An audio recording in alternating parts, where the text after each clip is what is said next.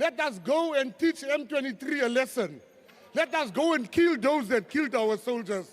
I don't know, Speaker. These ones are talking a lot here. We need soldiers. You call yourself Commissar, you call yourself CIC, we need you there. There's people that we need you to go fight. We are tired here in Parliament of toy soldiers. We want, this is war. People are dying. You are calling yourself titles here. Go and fight.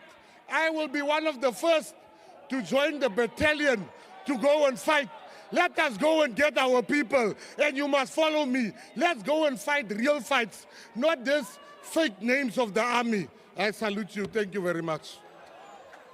Simbanirizaako nnyo mikwano gyange yonna gye musinzira okuba nga mutuwuliriza kutegeeza nti oli ku Yugi Update TV kusinzira okuba nga otuwuliriza mwebale nnyo kwekumira ku mayengo ga Yugi Update TV mikwano gyange abali emitala w'amayanja abali Qatar abali Dubai abali Saudi Arabia abali Oman abali Qatar abali mu US abali mu UK nammwe abali mu South Africa nammwe abali ku muliraano Kenya mbanirizaako mwebale mu mulimu gw'amaanyi ogw'omukolo ogw'obutaweera okubanga mutuwuliriza omulayikinga omusubscribinga omusharinga wabula gwe atannaba kubanga otwegattako nga wandiyagadde otwegattako nkubiriza okkirire wansi awo waliwo ekigambo subscribe kikooneko ojja kubanga osobola bulungi nnyo otweyungako gwe mukwano gwange ali eyampuliriza osobole okubanga ofollowinga buli kye tukola naggamba nti okona ku kigambo subscribe towerabirangako na mukadde kekakuyambako okukuleetera notification message okukuleetera information singa wabeerawo information gye tuba tutadde ku mukutu guno ogwa Yugi Update TV mikwano gyange mmwe abali abampuliriza